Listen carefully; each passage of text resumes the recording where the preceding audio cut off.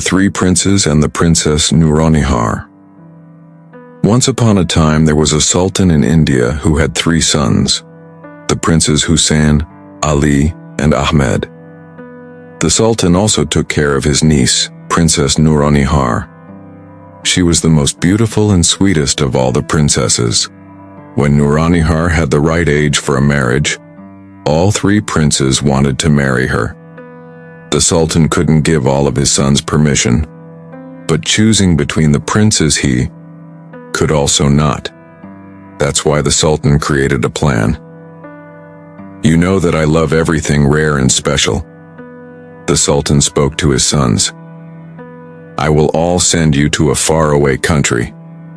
Who comes home with the most special thing shall marry Nuronihar."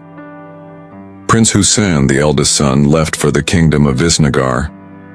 There he saw the most beautiful merchandise he had ever seen in his life. There were many merchants who loudly were selling their merchandise. There was one merchant who was trying to sell a simple rug for as much as 40 gold coins. "Why are you asking such a ridiculous amount of money for a simple rug?" asked Hussein to the merchant. "It's not what you think it is," answered the merchant mysteriously. "This carpet will bring you wherever you want to go within seconds." "That would be remarkable," said Hussein. "If that is true, then that would mean that I have found the most unique and most valuable thing I could imagine. But how do I know you are not fooling me?" "I will show you," said the merchant.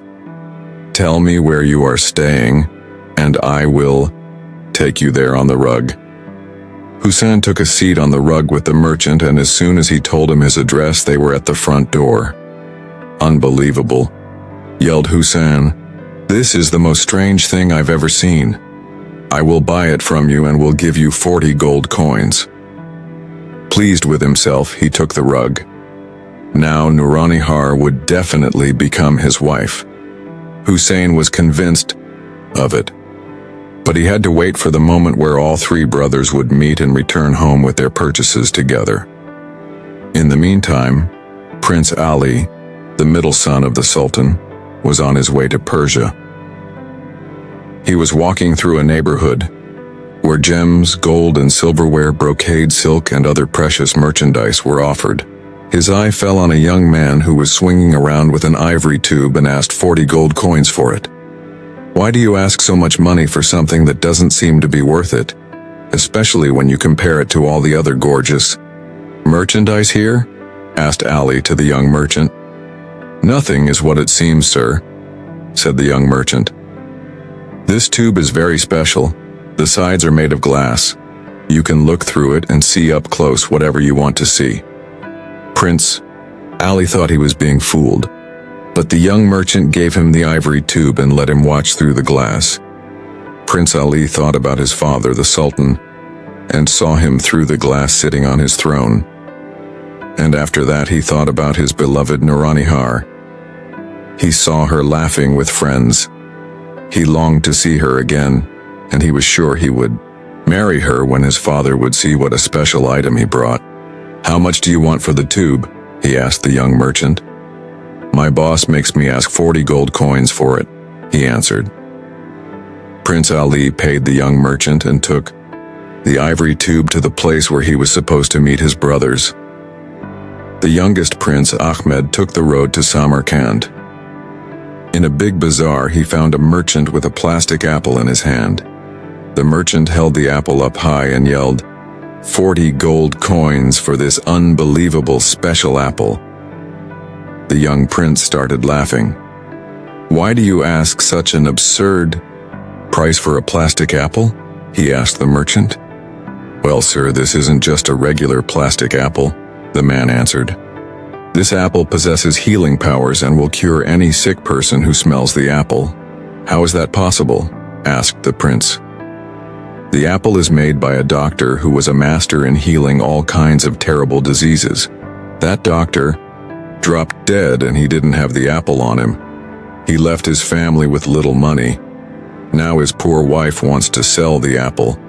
With 40 gold coins, she doesn't have to live in poverty anymore. How can I be sure I'm not being scammed?" asked the young prince. At that moment, a mob of curious people had gathered around the prince and the merchant. One of them yelled, "I have a friend who is terribly ill. He lives nearby. Let's try the apple on him." And that's how the prince went to the home of a terribly sick man with a stranger and a merchant. The merchant held the apple under his nose and the man miraculously recovered. 40 gold coins in exchange for your apple?" asked the prince, and he paid the merchant with a big smile on his face. "With this apple, I can rejoice myself in a beautiful future with the beautiful Nuranihar," he said happily to himself. No one has ever seen something so remarkable. Then the day came for the brothers to meet in the place they had discussed. Hossein told them about the fast-flying rug that he had bought. Ahmed told them about the special quality of his ivory tube. The brothers badly wanted to look through the tube, and to their horror they saw Nuranihar lying in bed, terribly ill. Ahmed took out his plastic apple and told about the special gift. The three brothers didn't hesitate for a minute, took a seat on the rug, and quickly flew to the bedroom of their beloved princess. Ahmed held the apple to her nose, after which she rubbed in her eyes, and it seemed she had just awoken from a deep sleep. The brothers told her about their journey and the special items they had brought. Then they were called to their father, the Sultan. He was very much impressed by the gifts of his sons. Although Ahmed thought that his gift had saved the princess and that made him the most suitable suitor, the Sultan didn't agree. "If your brother Hussein didn't have the rug, then you would have never got here on time to save my sweet niece. And if you didn't have the ivory tube, then you would have never known how sick she was. So it is thanks to all three of my sons that the princess is saved from death." Now the Sultan still had to choose a son to marry the princess. Since the gifts were all worth the same, he had to come up with something new. And this is what he did. His three sons each got a bow and arrow. The son who would shoot his arrow the furthest would get his permission to marry the beautiful Nuranihar. So the brothers went to a big plain. Hussein shot his arrow very far, but Ali shot his arrow further. Then it was Ahmed's turn. He shot his arrow far, far away, so far that no one saw where the arrow went. Ahmed thought he was the lucky winner, but the Sultan didn't agree. The Sultan thought they had to find the arrow to make the case clear, so the Sultan decided in Ali's favor, and the wedding was celebrated a few days later with much splendor.